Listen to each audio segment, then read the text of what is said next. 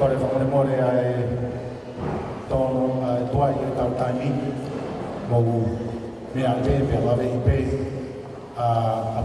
koe awatamaki ana tula. Koe a te kore ki e komiti ke nau kataki o whanawhanawha e tau te pire e whaawhi whalamelangi pea te tau kamata.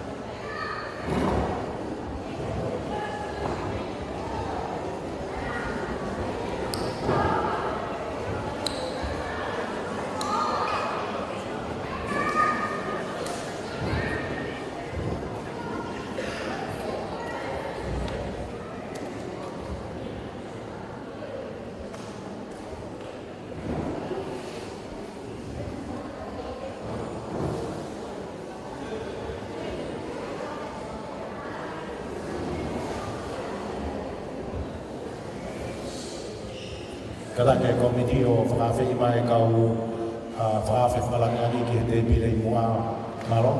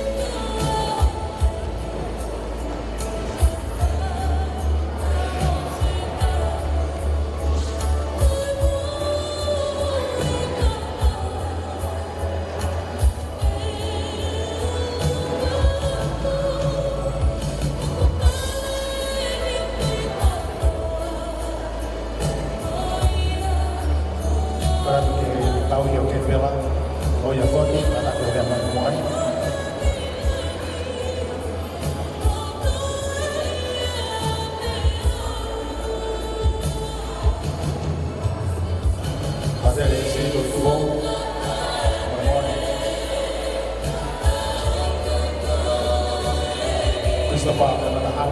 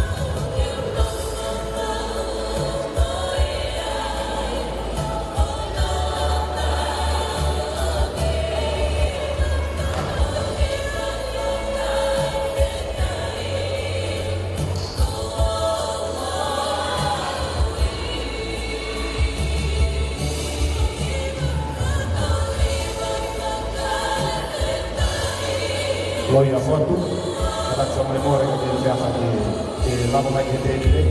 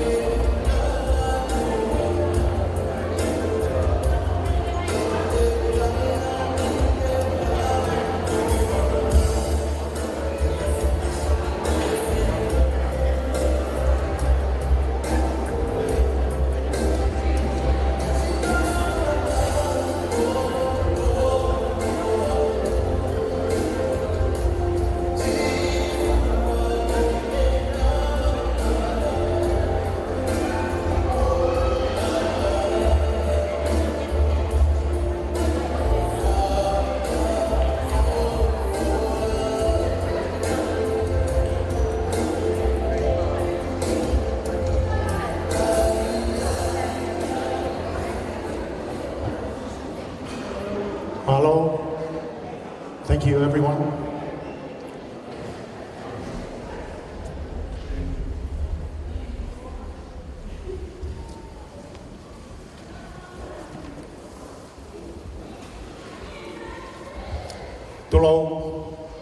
Tulau mo aho whakamanatu tapu o e Rosario. Tapu mo e otua e University. Tapu haahan hua whatapu. Tapu mo e whae ko Maria tupu i Mākulata. Tapu kia kāninari soane patita paini mafi. Tapu kia pātere po senio toviko whinau. Pātere ita kolomatangi. Pātere silito tupo. Pātere ariki langi. Haa whai whikau.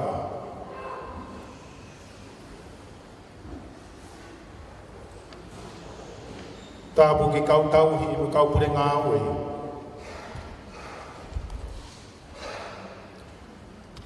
Tapu kia whetu aho. Kola, tā moe peni. Whare wha moha ma tā pure. Tā puki he sea moe komiti whakakolo a mawhanga. Whakalāpu kia ti mau tolu katoa o whakate fua he malumalu o he whareni. Pia tangata ia te au o whai ki tu atu. Kai ata ke utongia e kātoanga o e pangai e kini.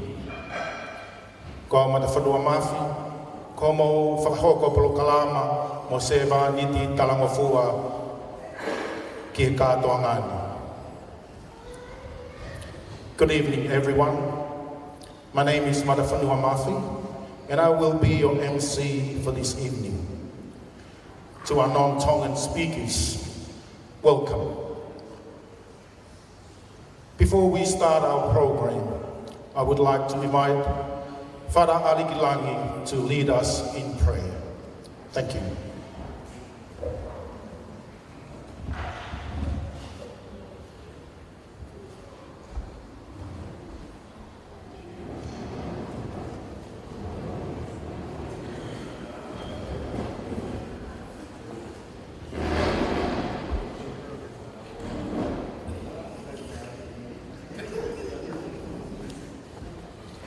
Dauloto, wafai tamai ma'am, pangalama ni ma'am tamai tua ko ta fie tu ko pe mabloto ke whakawhetai whamalo ia aho e he laumari ko ia ma te fua e api koe ma kere koe e mai whanau aho eiki e laumari o ngahi Folo o e ahon, Maria o e Rosario, ka iwi pe mo e mālohi, ma kei mao, ke mau whai aki a e ngā aue koe, ke hoi fua te, o moi hu ki he awhion.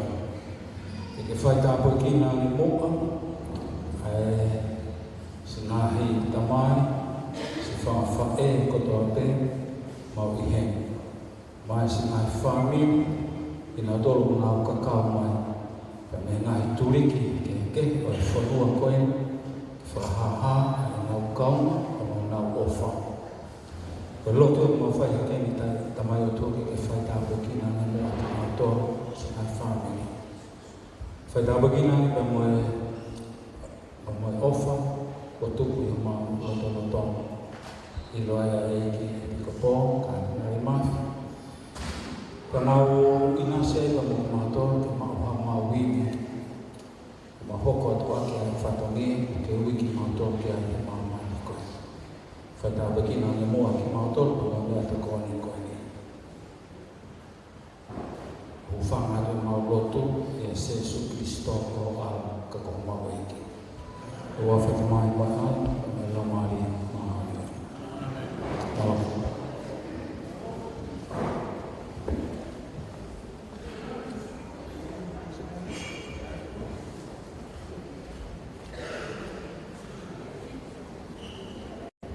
Kamalawa kia o se neolo duru ke whina.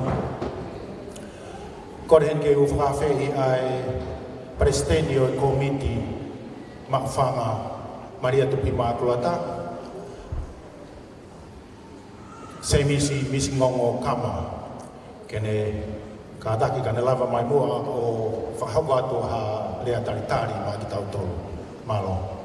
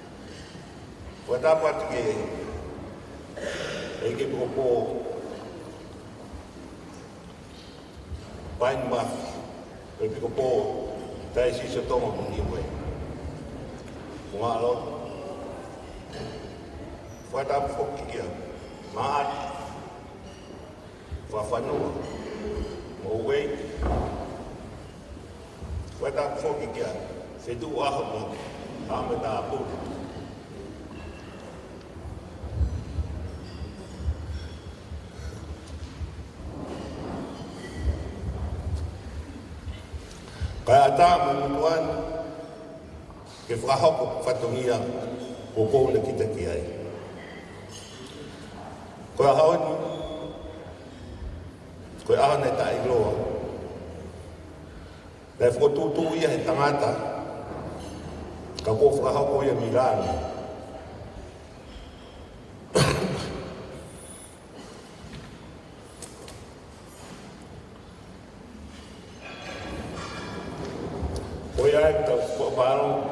O whawhetari he ne opata e whiriwhiri mānako.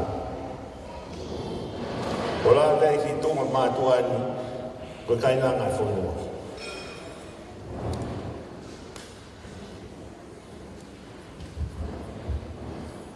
Koe ai, yo atu ena tuko ena whawhetari mo whamaro kia ki mō tūro no kotoa ko tuko mo mai fe mo ikina taktaha ka mo lava mai a hon ki tau whakahoko e whatongia o si tonga mātua ki e siasi ko nau tupuanga mo na ofa a ngau. Whamonu i atu ko tau ko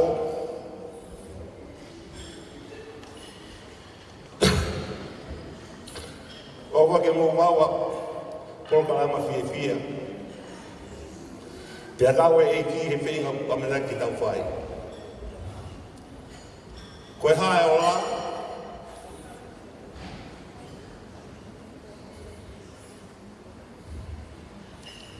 E tau tuku pe langi langi ki tau halamai. He koia e tau tangai he mani. Pea ki mua ki wha aosi, o whio atu na whiwha malo, maulalo, o onu. He komiti ngā aue, a mauwhanga. e to fatongia po to ko fai o tawa mai tau sia mai ai po ki ko tau ia ha deve mai malanga tu a fara ia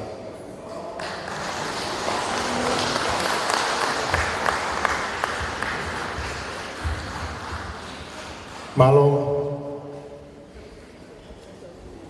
thank you, Samisi Kama. Just for our non-Tongan speakers,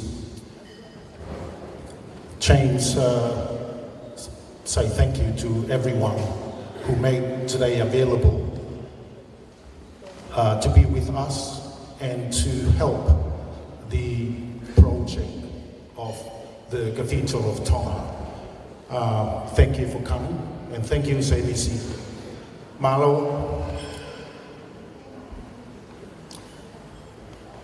he kai ke tau toi fu loa ko tau tu me ofa he fiafinina don ke hoa e fa ka te tau whenga ke hoa e ua ko alo tamaki ko ia o ko kore atu ki he tau olunga whakaava maata whawhanua ka daki ka e teu mai hoko mai ke ai Brisbane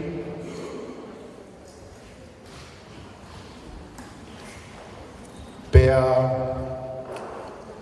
pure oto whanga, mawhanga, ana tūpola moe whāmiri, pea koko e pe o ku lava ho tau ngā o wawe mai, whamore more, hoko ko ia. E kai ke tau toi whakapolo kalama, ko hiwa me ko tau whenunga he pōni. Ko ia DJ kanak from the Moreta i mai foi fasi, tau lo whakawa, maa ta whakawhanua, malo.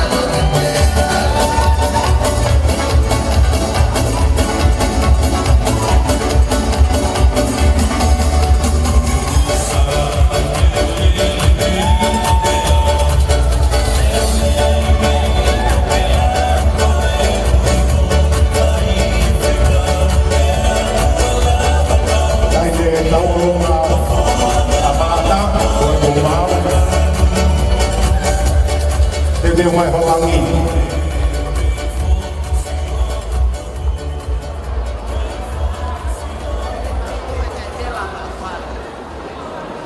Malo te ufua ki angi ki a whetunga ke whahoko e tauronga koni ko kata ke o pasipasi mai a whetunga malo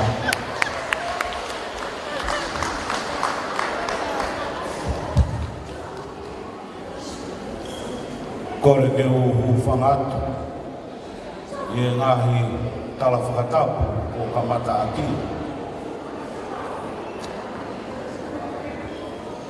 ka ke o whakamalu atu i ka kako e tau fui whanua woshi whahoko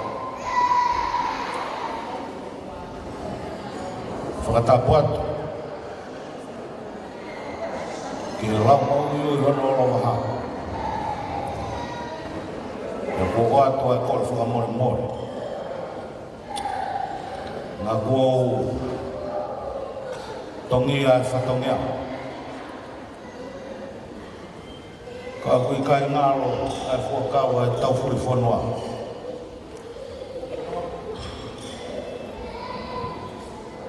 Oku kei alaha.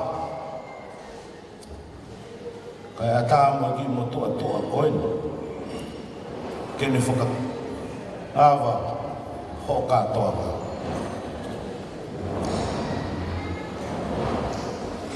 Kore whakamore more atu. Te utoki whakamau pōko e whanau. Ke mau ki loko. Ai tuunga totonu. O e whatongiani. Kai a tāme ki motua ko enu. Ke whai e whatongia. Whakahopo mai.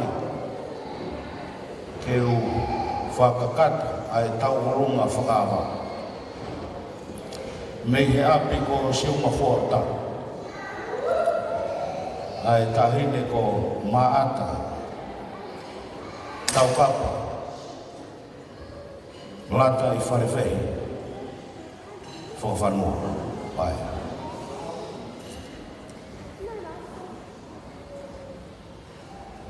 Kai aharea whiku.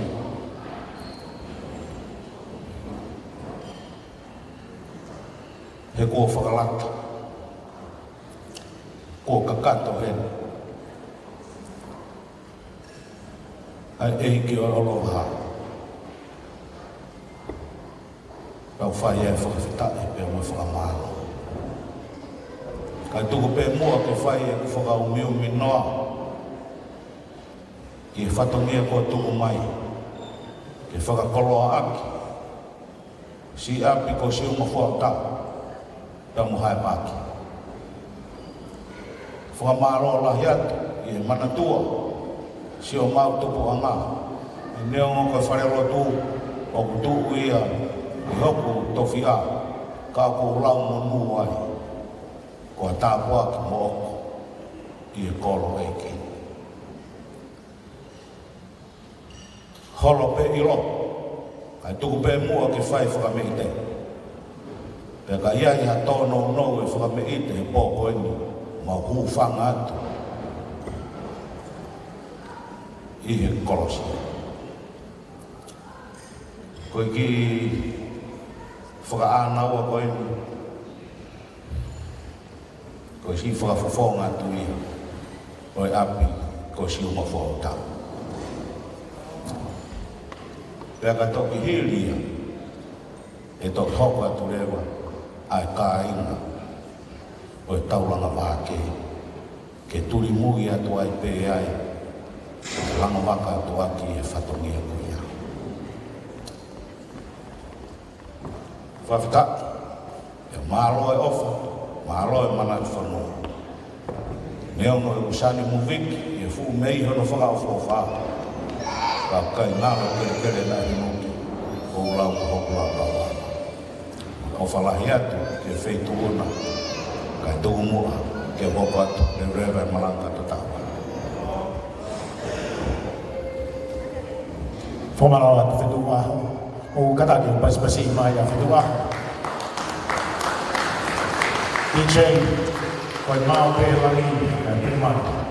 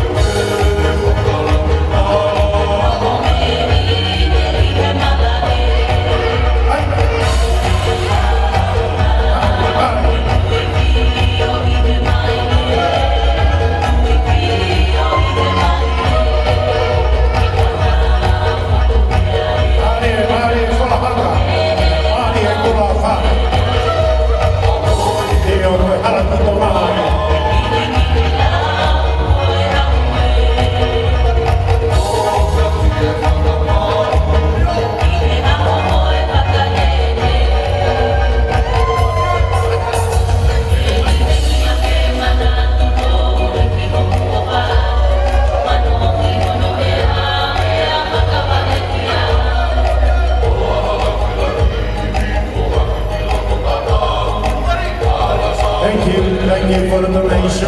Paro Whakapare.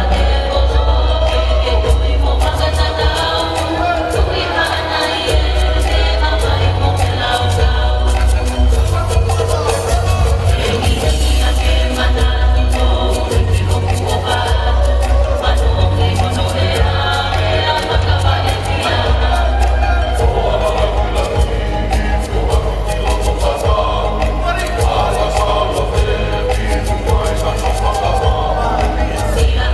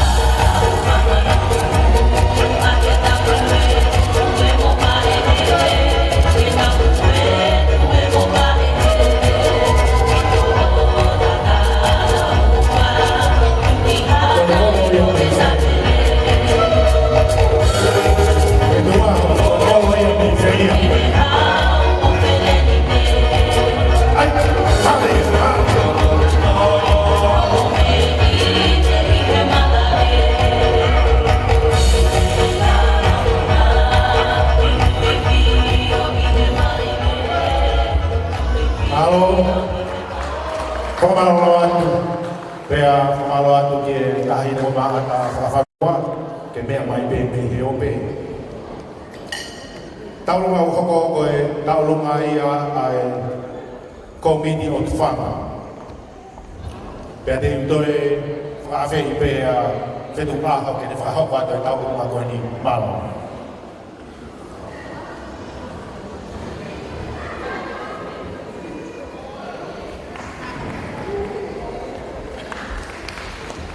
Te uto e whakaturo o atu pe. Whinga i pe ke lawa i pe kolo. Kolo pe i lo. Lai hoko atu e ki tau orunga koe tau orunga pe a kolo. Koe nau manatu meri. Mo e nau ofu. I he tanu pou nai whai he whangapui a neafi. Pea nau fia ai hono koto. Leo mo koto ngalahi o tō tangata ko nau i tāne ki nāma. Ka koe fua eni. Koe kakawa nā nau whakahoko. Koe ni uku nau pe tau pe. Ki whakalaulau noa hoko koe ni. Koe si ka inga ia me he tauranga wāke. Aia koe mawhanga kotoa pe, koe tau alungai. Ke tau whakaha ia, ae tau pōpō kakato ki whatongia. Pea moe langa ngā ue o hanga me mua. Pea tau whakawhatae, pea mo whakamaro. Whakamaro ki Palestini, kai pehe fōki komiti. Kei manatu merie, kono tau i koe ia, si o tau api tupua. Malo.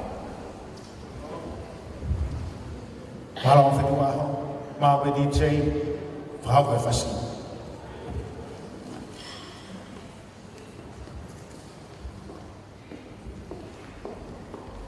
Mari e tahi te mari. Toi whanatu atu ke kāinga mawhanga, ko mo tau alungai.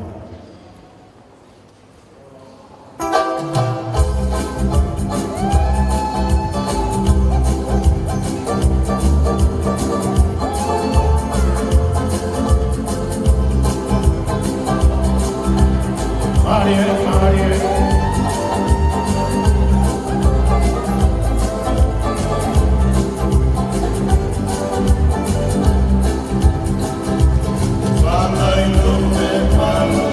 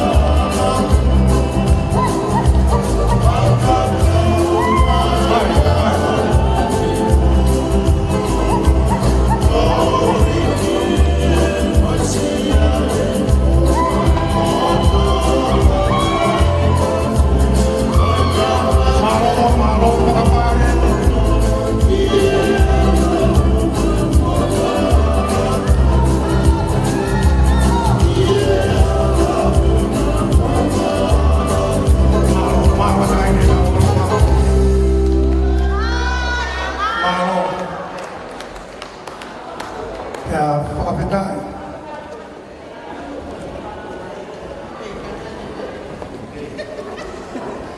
Mō kātaka e kau pepine o te whanga, te umai e taurunga hoko. Ko re whakamore atu.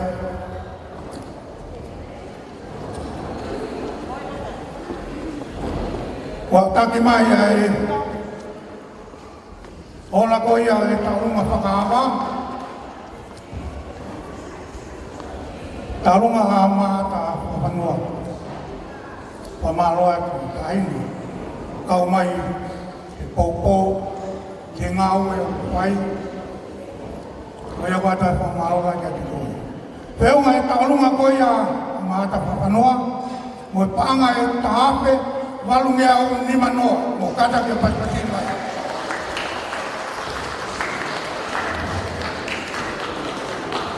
Toko mo te uloa.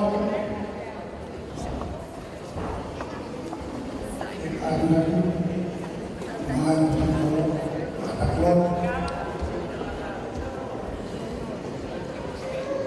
Patro wata, e punoa eki. Te whamore e au na ko te hū, te paki ala te ri. Kore mai pe hoku hoa ngā ue, o pōni au rōro. Kore pe e tokoni. Te hū mai, tātā puni mai. Te whamore e kite. Whawhita e behe taula mahawa e, o mafu. Hau mo i tau tau. Whai ai e whia e whia koe. Te teo mai e taurunga hoko.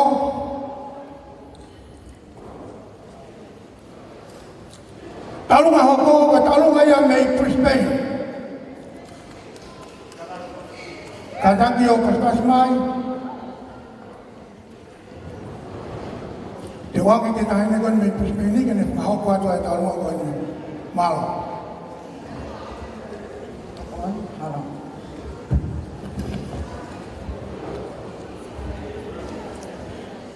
Te kole pe ke hu whanga he ngai whatapu ko oso na awhaki kai tā mo ki whine motu atu a koeni ke whakahoko atu.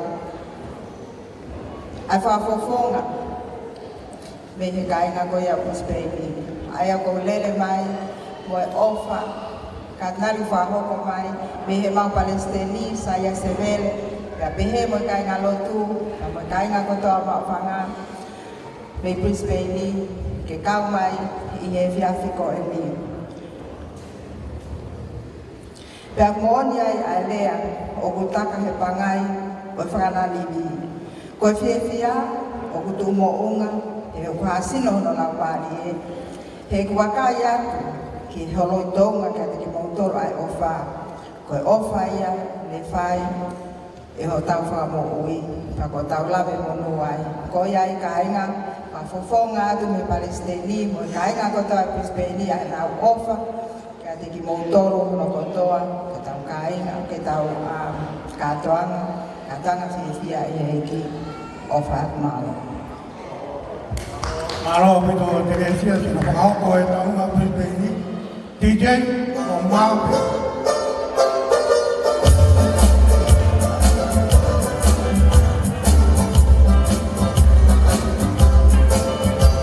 Tapi yang kau rumah kau tentang bayar dia tu ada kau kau. Tapi mana kau dia tu apa yang betul. Tapi kau ada kau mana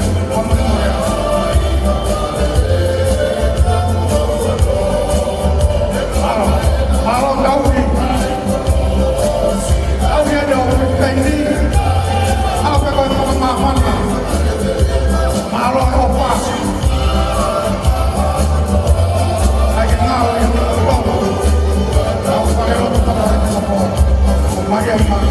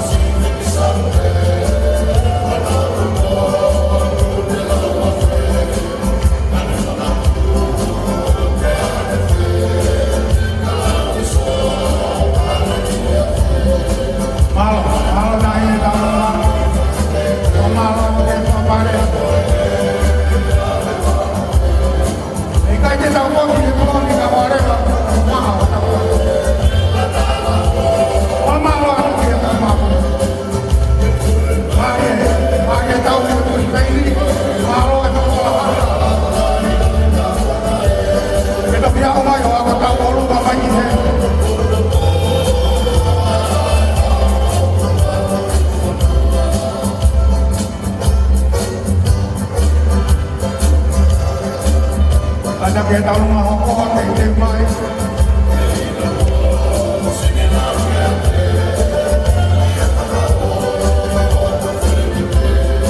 Halo mua, baik.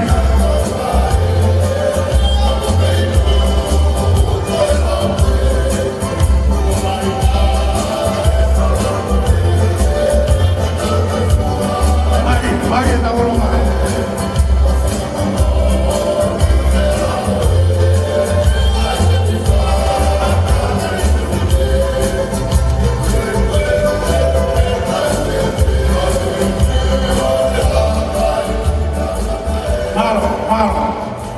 Pohon dia tahu pe, tahu kong alalai pe, kata kamu mori, kau tahu dia kuat. Pakau kuat tu tahu ngaku ini, tahu ngaku yang mana papanua. Pakau apa mai ya, dia ngamut pangai wafi, mengada ke pesin malu malu.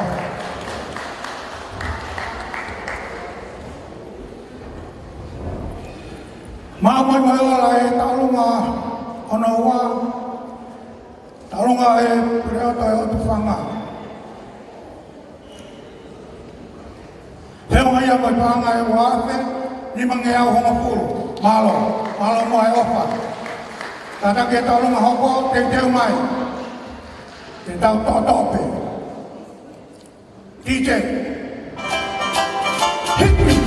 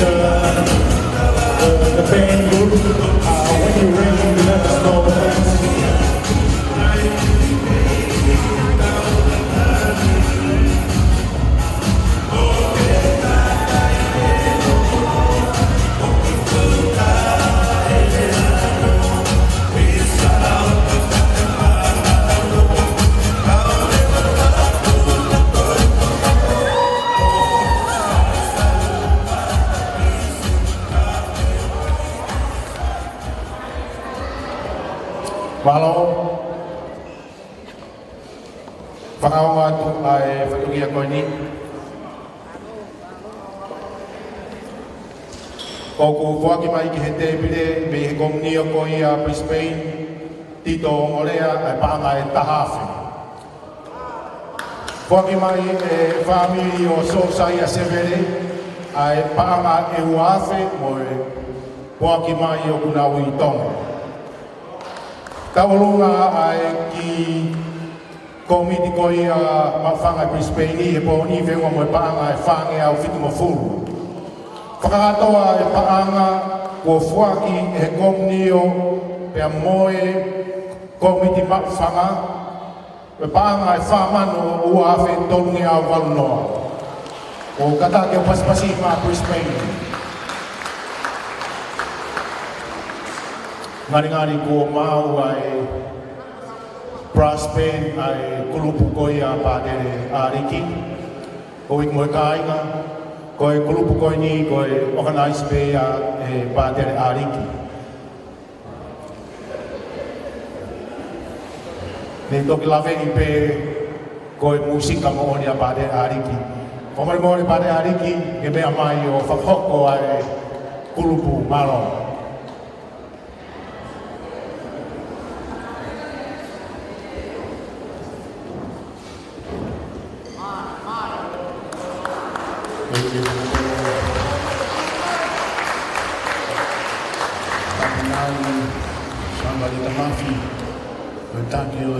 Diocese o Tonga, Moniwele, e beheke vina segnale Ludovico, Finau, Paterita, ai Takio e Rai Maroto, o Asteria, beheke a Patere Silito, o Pukepuke pe ai Fonua, e Tawhaki koe koe holo, e a beheke a Sakopo Lolohea, o Skeltali, la hia to one ke apagi Ludovico Alu tomi ko me fo ke o me tataki a ako tutuku katolika o tau tai o sisi ia tau whiwhia o ke mo sankopo o eske tali lahia o tokoni maaloha ni a pake o tomi ko tau tai maari e whia whanau aho eike pea hamatapure pea pehe ke fofonga e whae o tau ai tamai kai mai tau whanau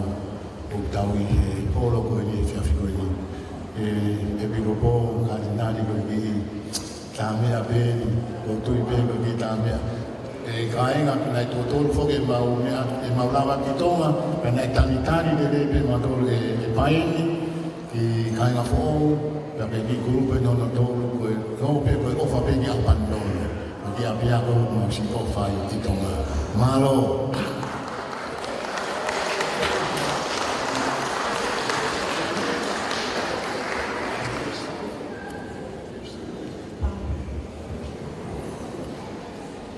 The first song is Lovely Hula Hands and we'll be commencing soon.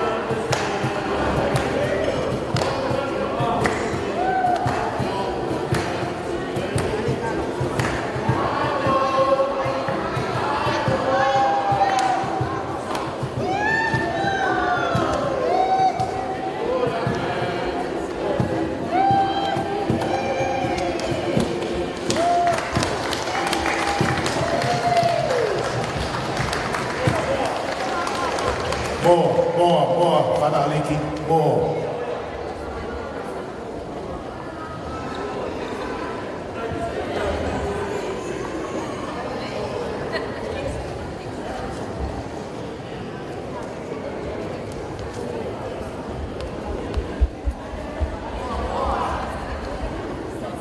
Moto e katani o pasi mai kulupu koni.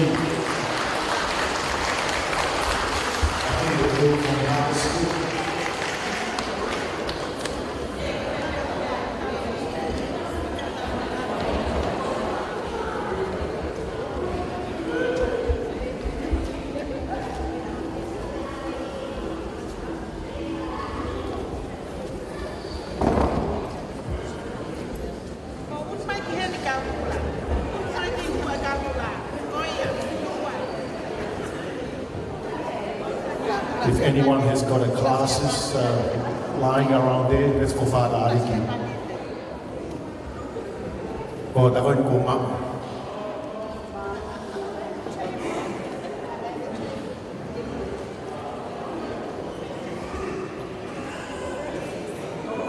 Our next number is the Bushwell. ko se niolo mo sa kopo me kai ngā mawhana. Ko tui pe ko tuton ke mo whakawau lelei ke kuru koe nina lama o whakawhi atu ki mawhana.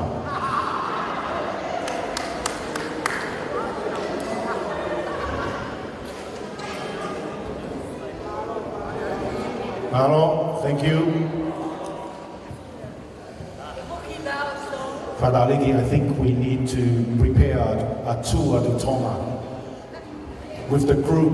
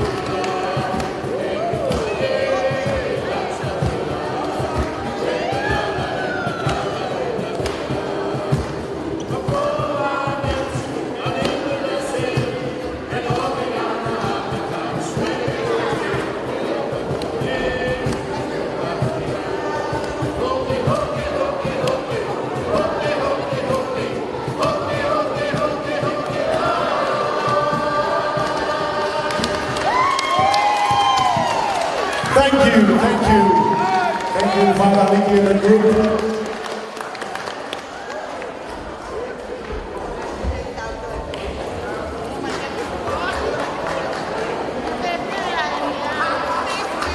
Thank you, everyone. I'm sure Rafael was thinking to invite you to the group Father Nicky and Tonga. Malo, DJ Dynamite with Basi. Ini mau tahu apa yang akan bilang?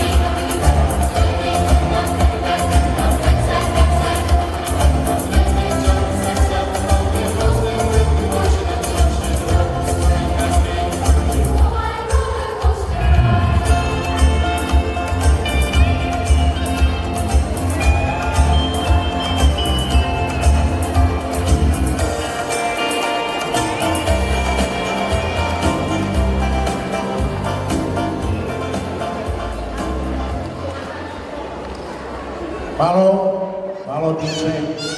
Koe tau o koko koe tau lunga ia ana tu pola koe whanau. Kadaki, Mau pe ho fasi, pe tuku mai ki DJ.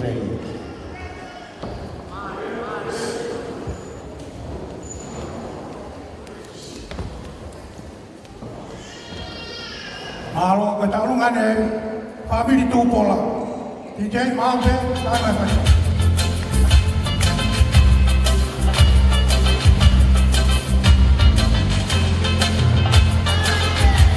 Mari talungan.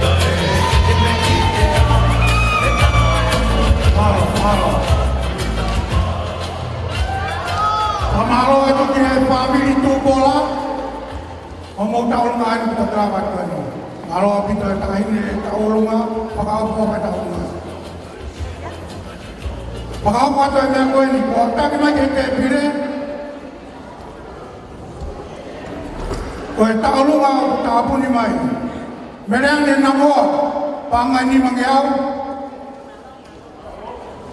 mau kata ke pas-pasi mai. Ya tapi mai mau tahu akan yang tabun mai pinau mau amalan itu akalau. Mau panau apa mau. Pangani mangyao, halo.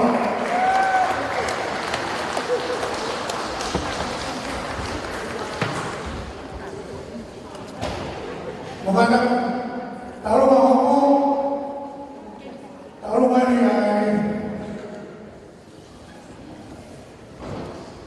saya bikin pela pamer modal mau itu majalah apa sih kata ni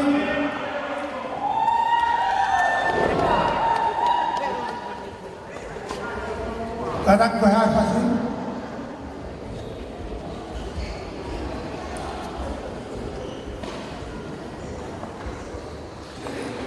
memoria.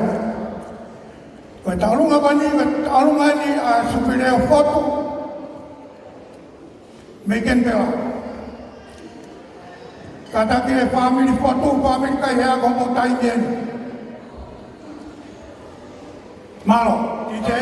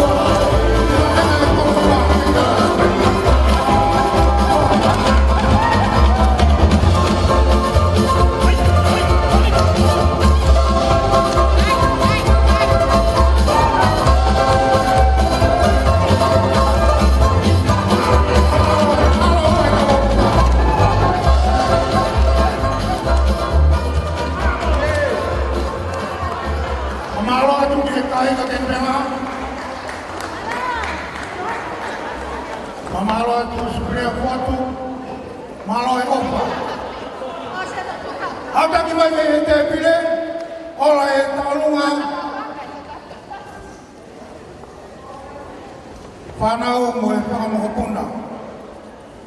O bena tū pola. O whiunga ia mo e panga e nima ape, nima ke au tā nima, taraki parpanima.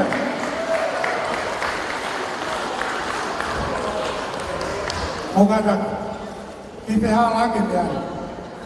Koe talunga koe ia ana tū pola, koe ia neta whakahauka tū. Whiunga ia mo e panga e nima ape, nima ke au tā nima. Pamalo e pamalo ana.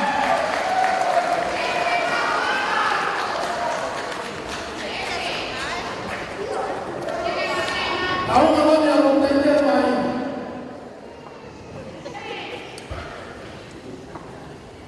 Talunga hai. Talunga koe ni a katoa ki ma pauta. Tuku peka katoa ki te whakahauka tu malo. Tuku peke uhu whanga e ngā i tala maru o sana whai.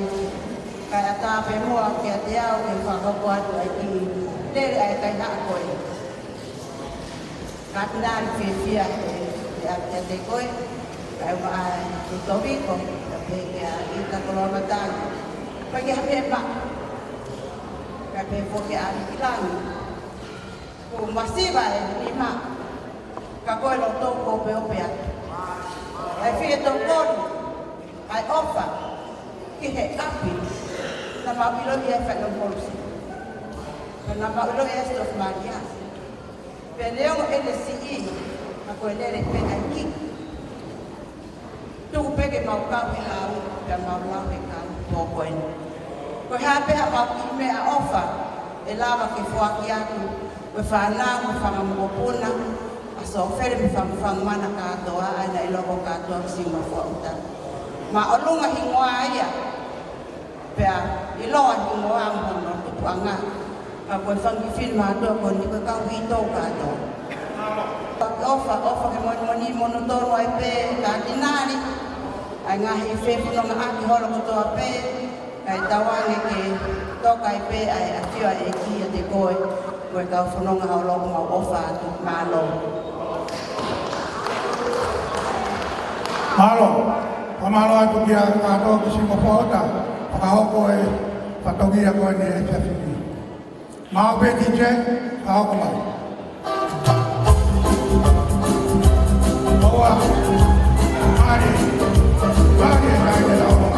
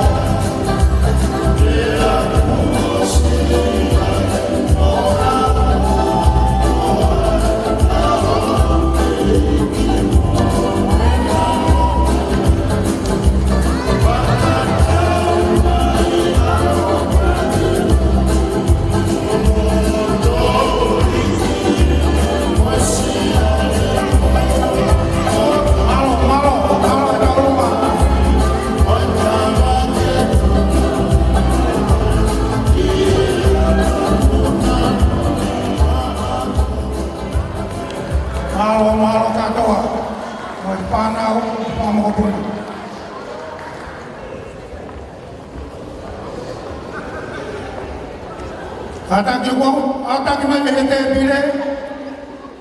Koe ki talu ngau tapuni mai. Ne humi to biese. Toke pangai wong ya. Malo tokoni. Koe me ho panai poti heta mea. Pakai ngai ki. Pewa ya pangai paha tong ngau wando. Malo aku kepantai, malam berapa?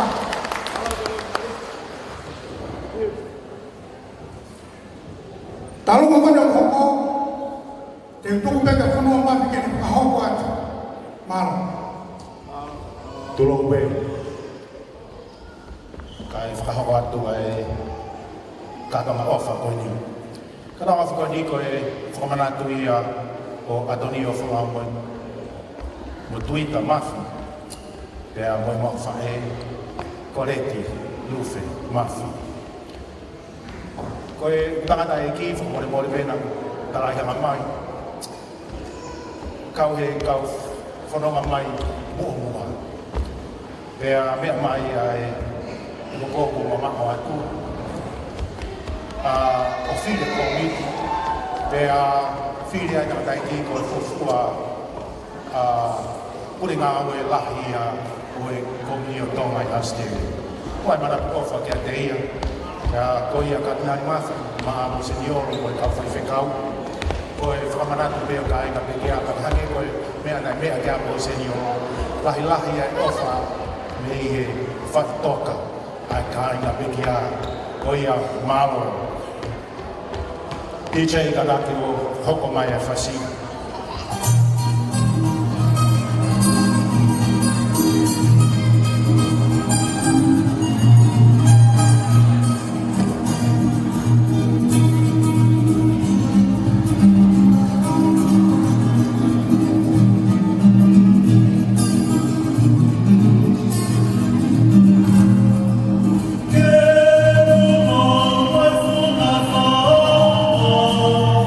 Oh,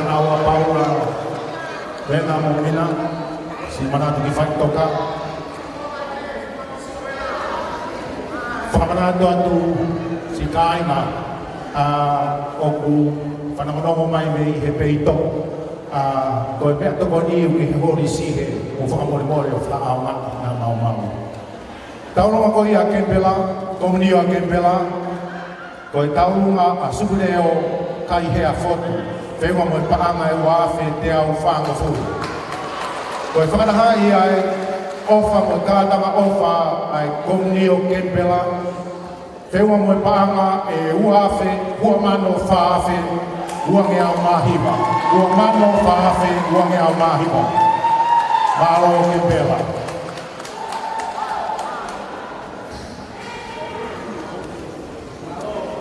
Tau whaka me aroa ato, me te uangi pete i whine tala loko ni me whakawatu maro. Malo mata whanua. Kore ke uwhanga atu i he tala whatapo e whiawhi whamawhana koeni. E a whātulau atu pia moe kangata eke i katinari. Kau maa ai kau whaiwhi kau kotoa he whiawhi koeni. E moe kau takiloto. Koe tau olunga o ku whameite kua manaki ke whai atu koe maa whana. Eo ke mea i mai pe tamsi katinari. Ua neve hako ka periere mawhi i Australian. Pea koe osi eto vene ta lunga e ua ki mua koe whakamokopuna peo ka periere mawhi. Koe ta lunga koe ni, koe taha ia whakamokopuna ka periere mawhi i whare o Stanin Selao pea mo musie Agustina mawhi. O mau i heni he whiawhi koe ni, tangata eke i katinari, koe pōpou. Tūhunga i he tau wai me ria nai whai me utu one ki loto a. I he ane a whi, o mau winu anu me ria ai i he ahoni. O mau i heni kato kātoa. Pea mō ki mau tonu ko ke mea i mai peu, o ose ka kai tangata. Toi te whanau whiwhine. Kai ofa meo kai ke nā wai mai he whiawhi niu kau ke i mana tu i be ai kops ti kam domino mo i Pedro Asias. Kai ke o mau tu he whiawhi koe ni mo ka puna Sebastiano Mawhi o kuheni ka ato katoa whare o Parepina mo Paula Alof kau katoa mai ai whanau e toko tahao no Stan Mawhi ka mo musie e he langa ngā ue ki he whare o Maria Tupu Immaculata. He koe ui he kai ngālo, ai ki hala ka peti o lobeti. O e laulapuna tō tahina e whaia e mau tuwhi to purangi he taimi koe. Mo tāni pē ke whaia e tari whetapa he ne tāmai. Koe ai, o kore atu ka iai lewa ha tō whatongia he whiawhi koe ni, kai tuha pe tāu.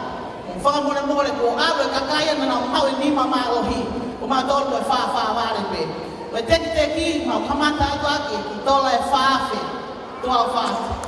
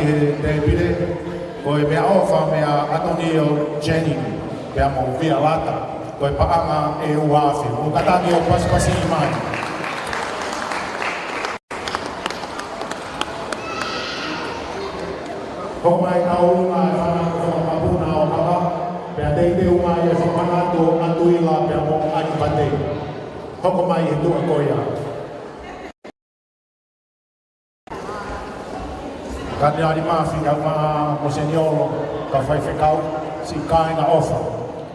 Tarunga koe ni, whi whawhawhanga i atu. Ai mana atu ki he whamiri koe ni, whamiri kama. E nau whaki ofa ai kere kere. O tau lotu ai e kere kere koe ni he ahoni, au ma a whoho. Take ngālo whamiri koe ni. Pea guai e whiwhia, pea mo e pōpou ki whamiri koe ni, e nau ofa. Tahuia mo e whakapuna ko hoko māu pe.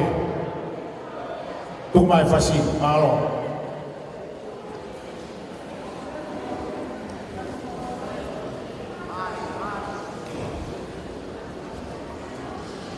Taurunga ko ia ka atoa ni siuma whahuta. Wheua mo e paanga e wawhe mā ono nipa. O kātake o pasi mai.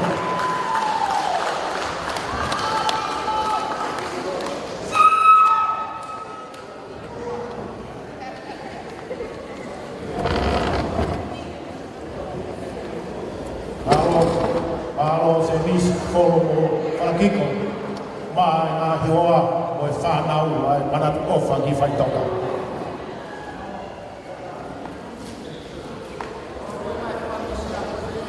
Ko kore te uwhanga e ngā whakatapu katoa pē, ka tāke e whakahoko atu, ai tau o lunga, ai whamiri kama.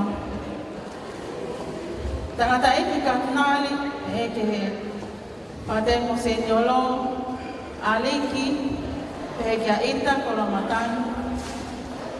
Mo pea mai pe, ko e mawhangata mai e no kutoe. Ko se misi, ko kiko pea mo folo. Ko e whama puna e ni o litanie mo soane, ha monga, kama, nana fua ke kele o lotu i mawhana. Kai ia mea he ma. Kau kou fia ke mau kau whaataha mo kau waiwhai koe ni. Na e tala mai koe se ti, tala mai nau tolo, mau kuke mau tolo. Koe mea peku mau o ki a eri koe dialysis mo e ake he cancer treatment. Ko tala ange mai homo se a, ko pau ke mo ia he poko e tala. Ka mo toki tā koto mi whai toka pa mahino lewa ku tā koto mi whai toka. Ka koe e whia whini ke mo i heni. Ke tau lango maka. Ke katoanga. O whale lotu maria tuku i makurata.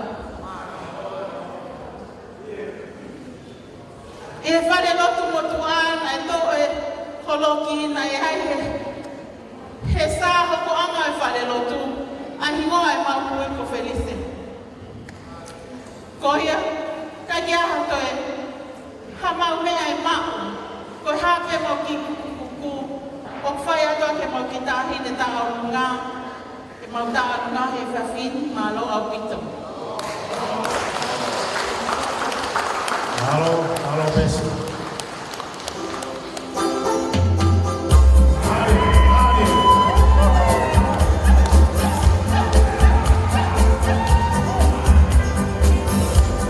Mana tua tu, pas kau mahu bahuia, soal dekam.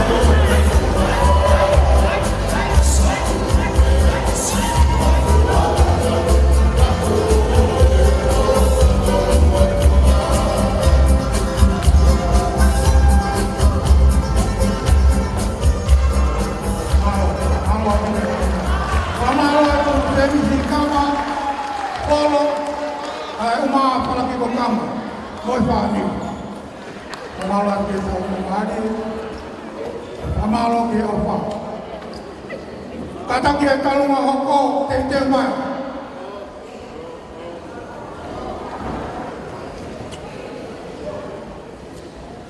talunga mana koko, talunga ya kamanatu, o atuila yang mau aripate, mau kata hoko mai.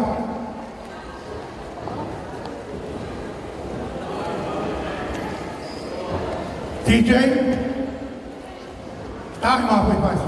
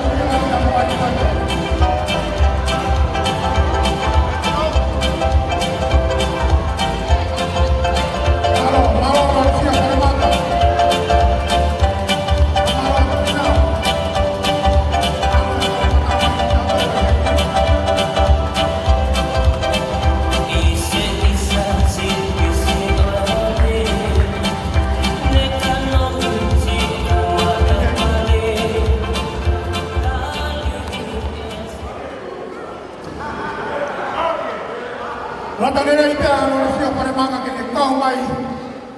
One to biak mai peng mai tonga. Karena di kai si nyolo kau. Mama lawat. Mau pe DJ hiti.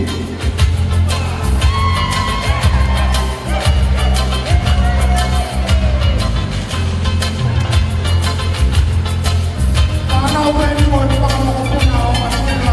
Ya mo ai ba.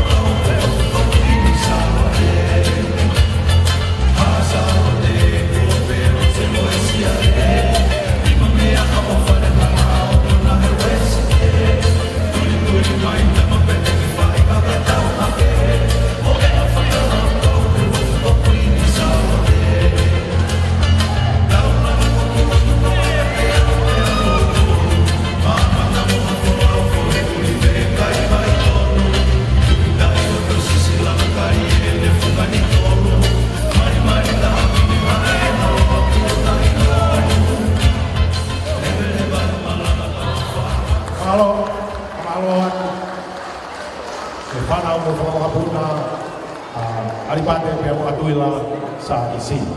Talunga koko ko talunga ia ai komnio American Villa. Pati wange ke hoa taupi ni ola kafusi.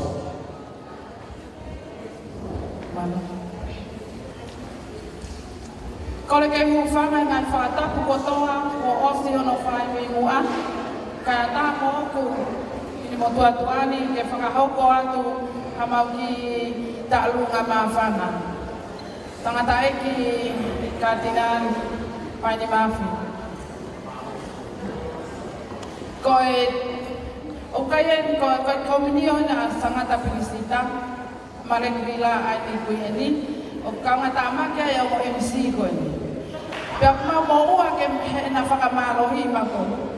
Ke mau teo mai pehe pon. Pia koia tangata ikat nat ka whaiwhikau. Koe kia mau tahin ta'alunga. Mo e whangita mai ke ta'alunga. Pea koe tau ke mau komni o ke e mau punake ai. Pana mau whanau pe he talanoa, pantuna. Na e tahin ta'alunga pea mo tamsi ta'alunga he mau komni o. Na nakau nawa he alu o whenga paanga mo patere kare ki whale lotu. Pakoia ko kore tai kia lamnia tupola pe mo siwa sabe. E mo mea mai ki he. E whai pea ki ta'alunga koe lukuluku peni ai komnio. Ko hinga kono kei whamalohi ma kore matafonua. Mo mau whakawha ia mai si ene tuu. Ka koia koe hape mau ki mea kumau. O mau whake atu ia ki heo mea koe ni pakon tena toi ta'alunga pehen. Pafofonga te mau komnio. Ke hai mau ki mea kumau ke si tokoni ate. Koia pe malo o whai.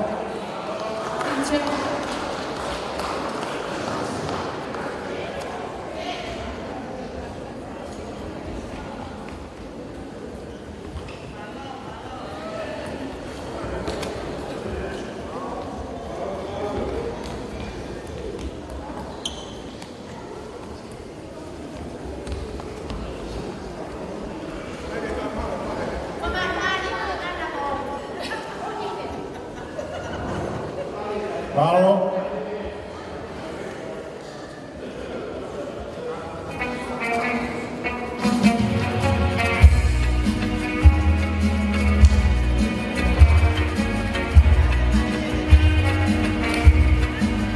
Mari.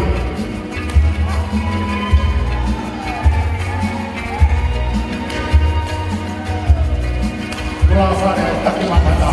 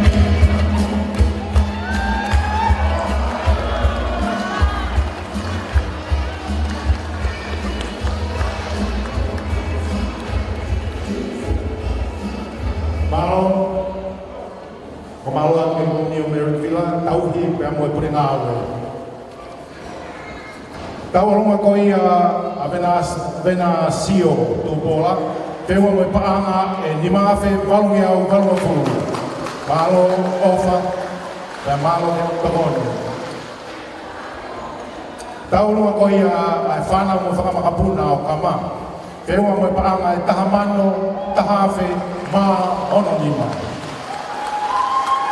Taualunga ko ia ai whana mo whakamakapuna o stani me mo musie Peua mo paanga e whaafe uange au hiwa mawhuru.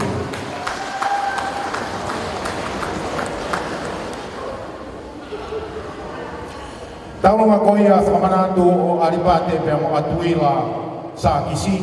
Wheunga mo e paanga e tahawhi tolungi au onosi.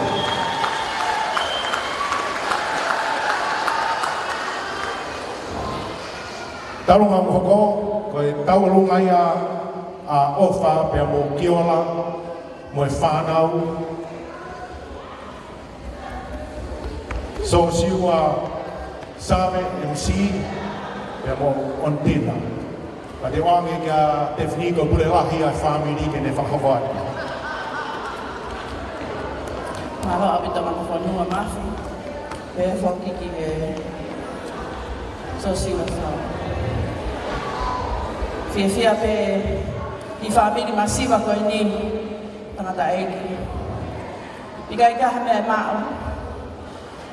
Koe fiaf koe ni o ake manat meri e tangata ko kiola sabe pe foki alfa kiola mo toinga ki family masiva koe ni kai ka hame ai maa kai ka hame ai moua koe mau ki tek e fiafini ko pangani maafe ko ia pe malo ko alfa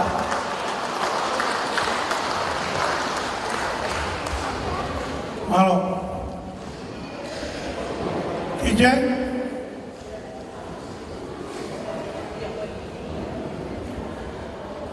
Kadaki, koe ki fasi o ku whameita e ki kanana koe ni, koe whaope ne kui, koe whaope tangata ko kiola. Koe ia, o whalahi aka mo tono no katoa.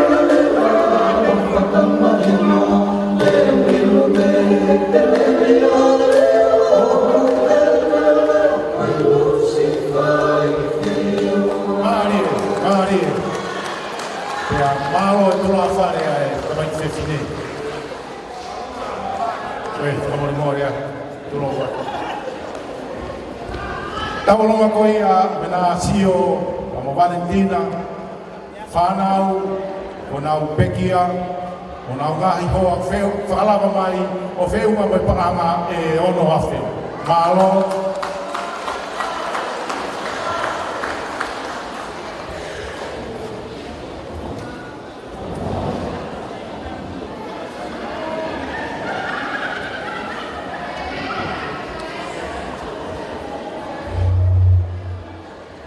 Taulunga ukoko, taulunga ia Asia, berhubungi pada masalah kabel masih yang berubah menjadi sama kohini benar taulunga baru dicek bahawa fasih malu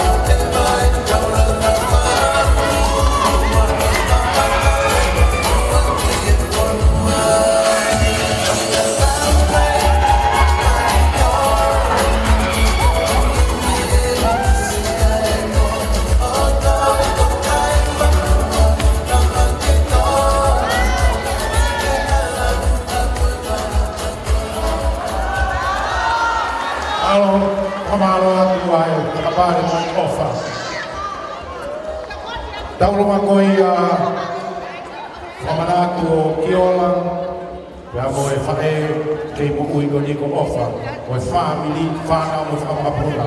Whewa mo e paanga e nimawhe tolungi au ona noa. Mala.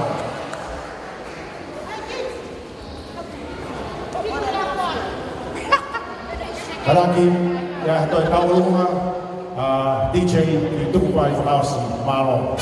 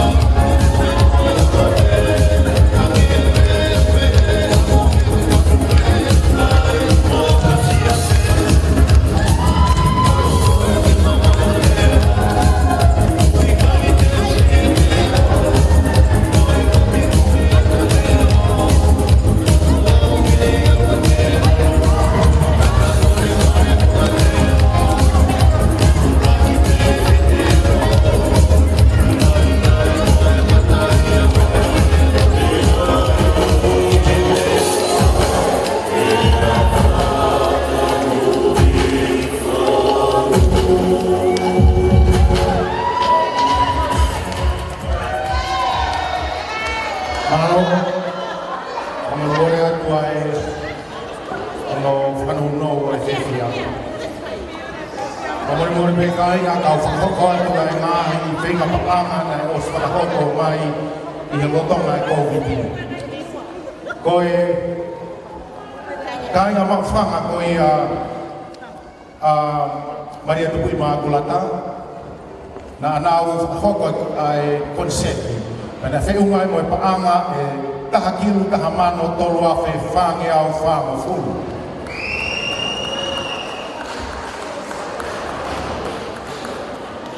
Koe ngahi komunio koe chaplaincy. Nanaw ako ay fe nga paanga kakatoa. Yana maua ay paanga tahakilu tahamano valwa fe uangi au fitunima. Kasi dahil nga maufang ako ay meribuane. Kaya mo ngahi komunio ay sikipe. Na naufang ako ay kato nga ofa. Na feunga iya. Mo paanga e tolumano fituafe de au fitmofu.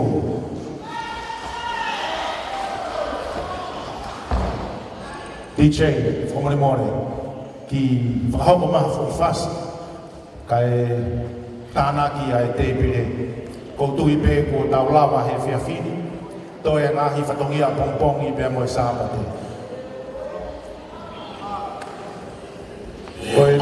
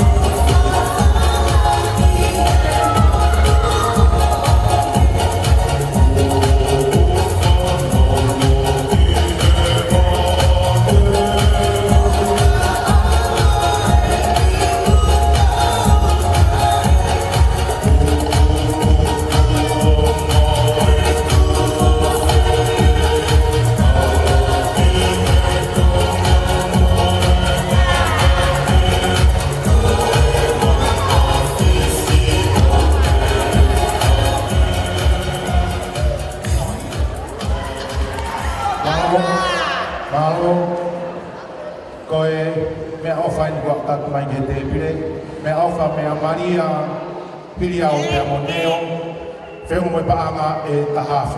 Karo ko to ni ni wa tati mai me Filipo mo halai palu lakuini ya mo fa e fita ko paanga e di mangiao. Karo tau nga ko ia akapeli mo hinehina mo fanau fa mo kunang feu mo paanga e tolua fe fangiao hibano.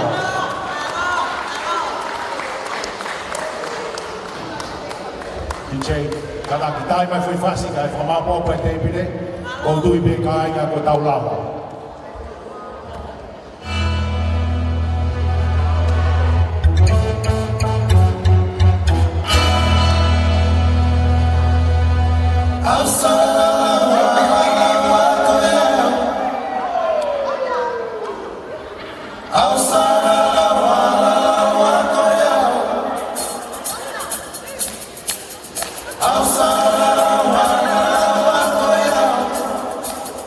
Masa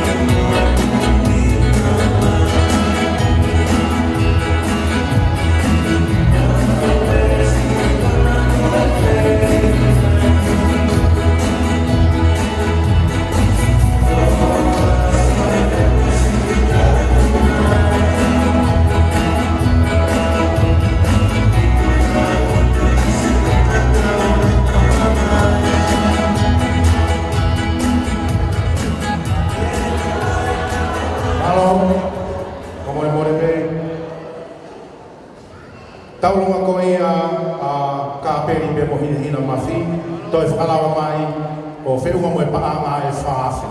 Malo, halo e ofa.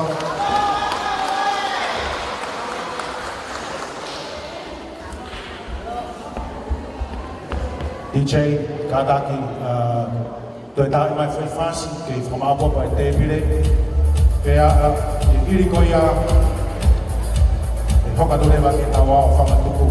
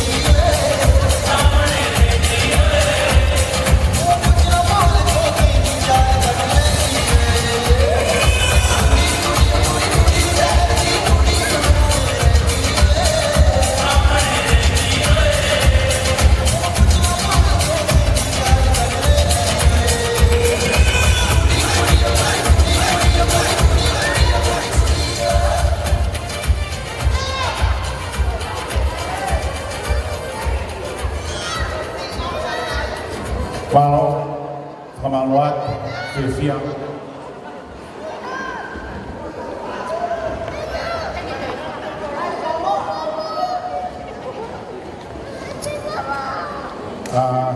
Koe kana ofa e family koe ni a reti. Mo whakamana atu a toni o whalau matui ka mafi. Ka fua ke paanga e ua manu tahafu. A te au kataki, ua manu te au maro. Kai, kadina ni mafi, more pe, ko lawe o te o masina. So, toki tau mai wholau. Ka kukei a te koe pea e ofa, mo e ofa ke kai mai. Kore ke whakawhiri koe ne ke mea mai mua, whahoko ha whangatuku e whiawhini. Mo e te waki o e kātonga pongpongi mo e misa e sāpate maro.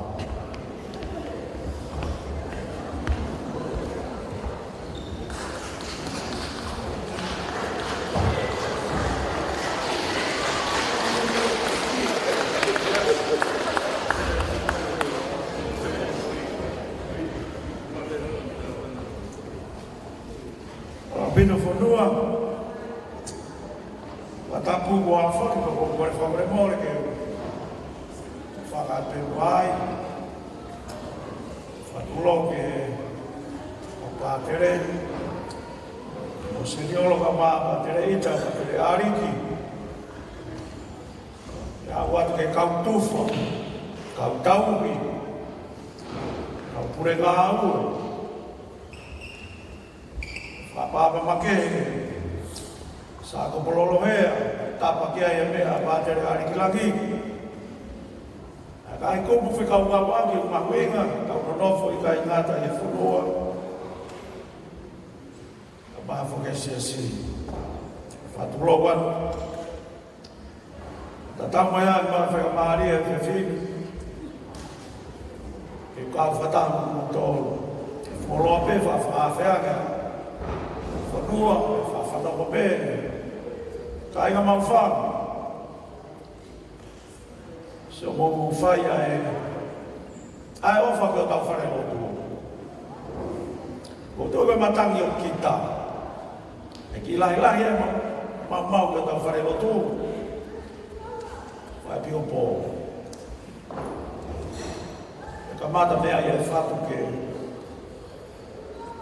E whanau ni masi ke whare rei e whare lotu. E ko whiawhia lahi ai ke whamalo ia, tō laka. When he been in the Kawaii, Ataiki Koen, Whanua, Uki Honai o Whengawe Whata, I kai ngalotu me Koen I Mawhanga. Kawa kia I sa ko Roloea. Ia koe pōni kui e tona mo senio. Na mawhakatau I heni pe mai uhinga ke heia. O te whiawhia makehe, e nga matara no pe I tonga. E mawhelo toi ki o te matoko ua mamao pe I tonga, mo ilo pe tawanga e tau no wha ekresia. Mamao e piko pō, ke iai pe whika se ni are, whalao pe, whatu make mo whaika mea no whoka, au te na mamata o. Ka maki lau ki ai. Mahino lewe te uhe ni au kai whoki ai.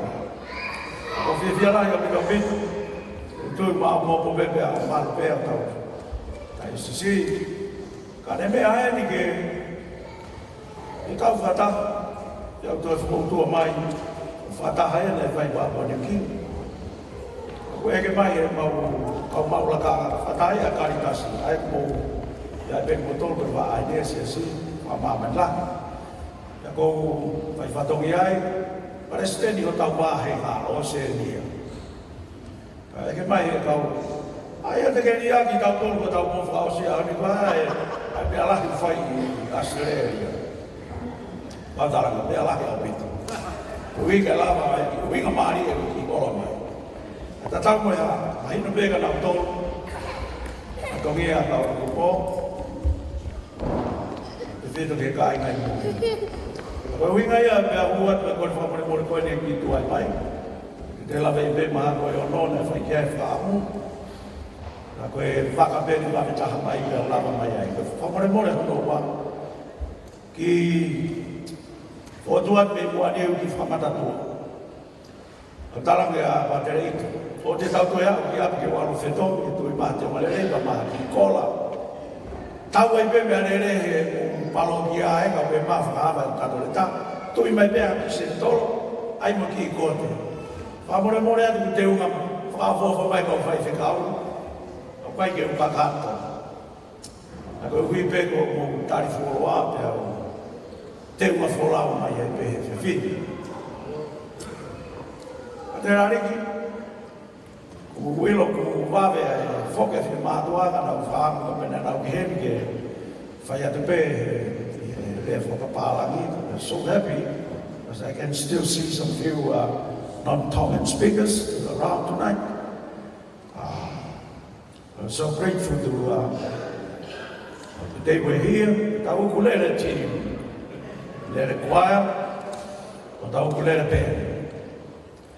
I'm so happy to see you, Father Aiki. And as I was chatting to the ladies, I didn't recognize that they were the ones who came to Tonga. And then when I suppose that the leader of the group said, I was the one we met in Tonga. And I was so happy.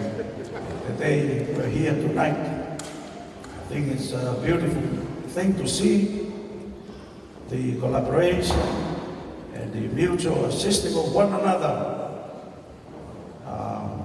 among yourselves, all in love to assist the small diocese of Tonga.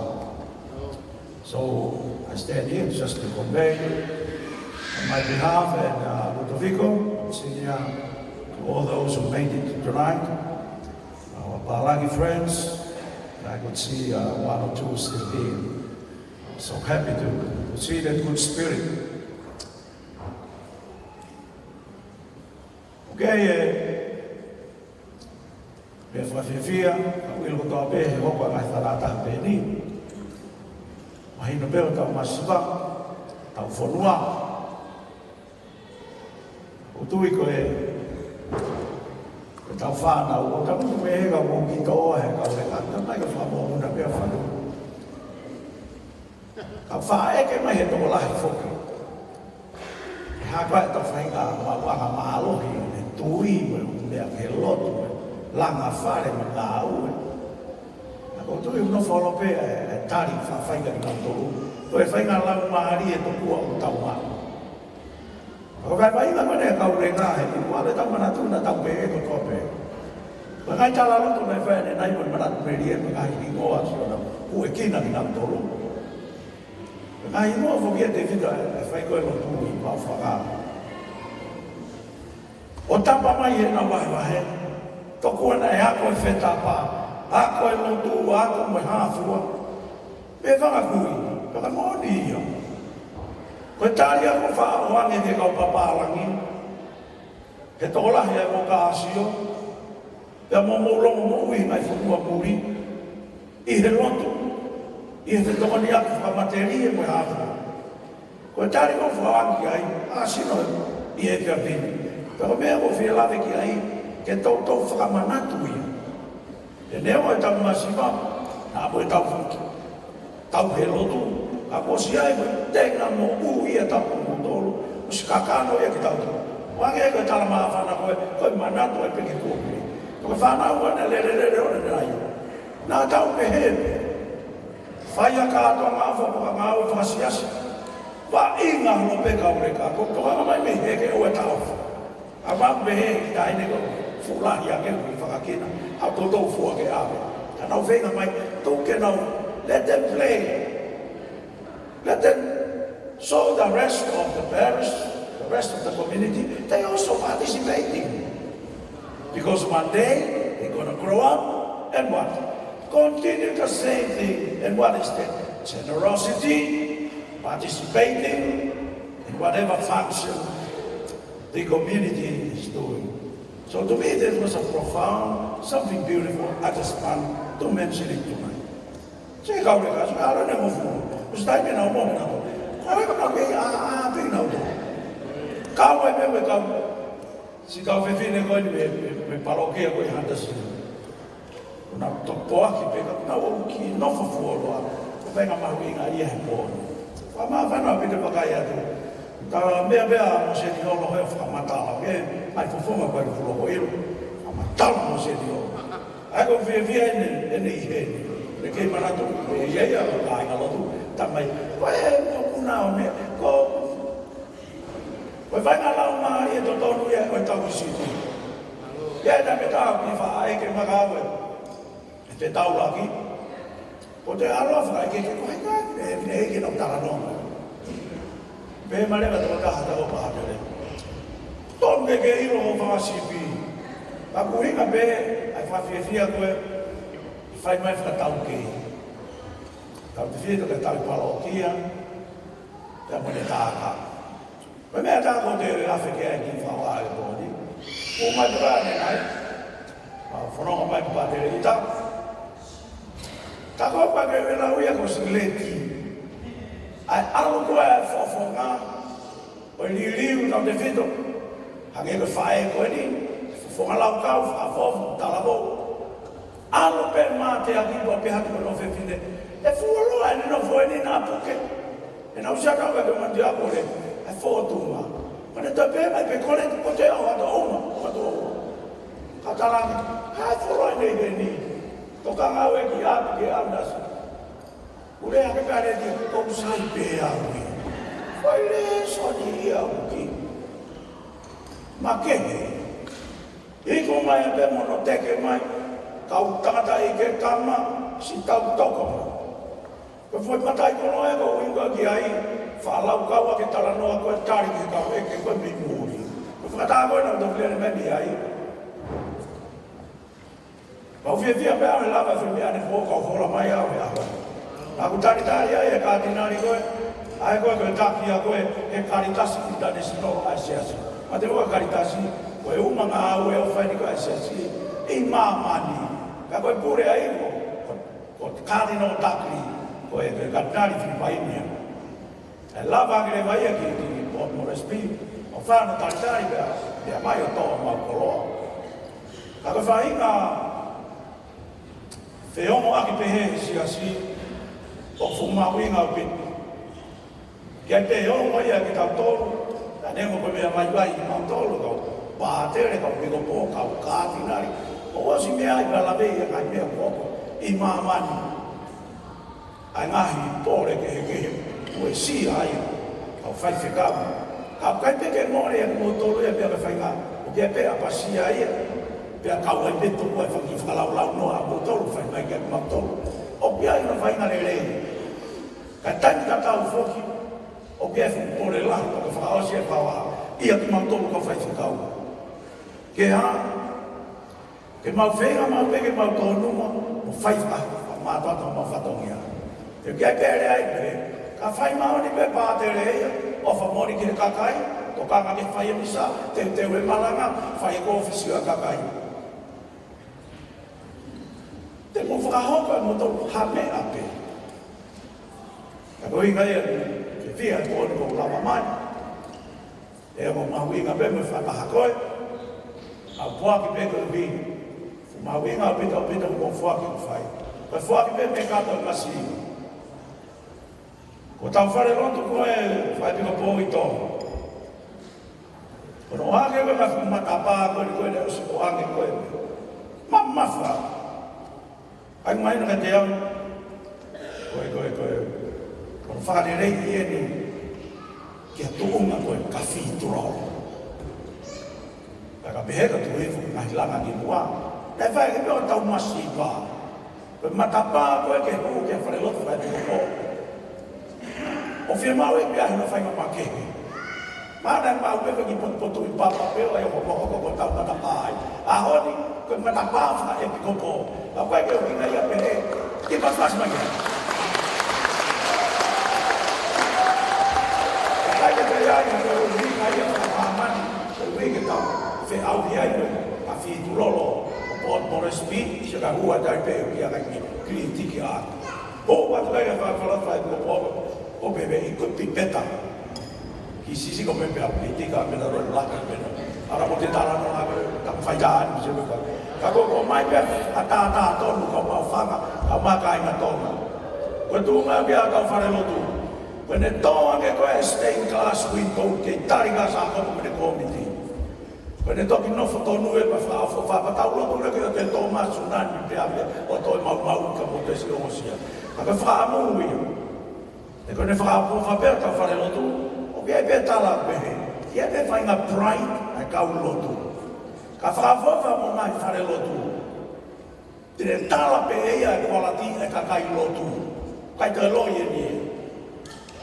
E kai ngata pene whakawhawha, tauke, potu tapu ke. E hā mai anu e pātere apasia mo tui ke eukarisia. Ahoni mto maa eukarisia. Hiki hake pe peiua, au hake haaki tawe ki lau. Eukarisia ma ke he ka koe mua katolika. Tui mooni ki ai, o ke ai mano umana. Ka aine te koe prea whaosia pe te koe whaturoa, ono aho, sige mana koe au. Ka koe eukarisia, koe uhoe kau whanotu wha katolika. Pea ka toi whaka o ma ngāhi o kau whanotu o kau e ka whituroa, ae puhinga e ongo whinau lau mai pōni. Kane toki ka katoa. Pea pride ke kau lotu. Kaka pega pore whae tangata. Pea e au ia ia e ka whanau koe unau. longa ko na kau mo ki tau tolu te na ho mai ke fare lotu te ake ko mo tala loto poni na patu e tui mo fa ko e fare lotu mo tua na mau wa to ke holo ke os ko mo fu ke fit o tu wa mai ko le fa fo lo fa wa ka ko poini pe ka mo fa ka ma ka lotu to pe mo tapa mai ko wi ga mo fa mo sia ko fai mai fare le fa lotu fa bi ko po ta hua pe ki ai pe fe la ta hui ko fare lotu e ta fa e ka fa o sia fa ha ko tonu e awani ta ine ko e ta moia awani ga lo sario pe ta ko mo fa me ha ke ai mo la fa ka fa tu wai fa ta la pe fa ta maria au pe fa ta yo ma ke ga deu ma ke pe ka ta to katolika Maria Fatima fa mi ko no fonua atara no fonua ke mana ko mai ko fa ta mai era ga ko polisi o vili o lo pe o pe marijuana i lot age no ki ho fa ta nai ku ko farolo da la o la ba mai e fai ngai ke foto mito era os ma pe mai ko mito to vivo ora fe vi lo ha ke pe tu Maria tau sira ko tau ke ta ga fi mai fi ma to e hai mo fa ki Maria ma to ha pe vi le ko ni o tu no to Maria e ho lo buia ma to i ko fare re kai fe tu ai pe Maria Fatima ko a oni a fu ke ni Maria o sai a fe to ma fa to mi ama ma we ma to me pe to sia si la lo sario a to be lau ke mon, lau whakatoka. Wai mana ia. Kei mana peo tau whakatau tai sisiku. Tau ka whai mo, ma oni e pēr lotu. Tau ia ma mani mo mpore. Sio ke tau lo ko mo kai Lucia mo Ukraine. E ne ai un tau ke ia. Toku ke un tau e loto ma hoko tau loto whan. Hoko i te fua. Lau e losario. Ko se fine te tau whan whare reinga hatangana mo maamani. Te tau fiu ta tora ka tau iwi whai tangata mo tau poto. I kai ki tau e whai ma fua e tau maa oni. Te whia lau e whae e pe e toko ni ki tau tau. O whalahi atu kai mo tono. Mahalo ko wino pe kutoe mungong. Te pe ke sāpa te ke whai tau loto. A tau aki tau maa pe au i ke ne lei. A te whia. Te mahalo ma ke a pe te ke te whini. O mo tuku mo i ko whai ko i pe ko tau whare o tū. A koe ni koe o MCA ki mas pake tau MCA.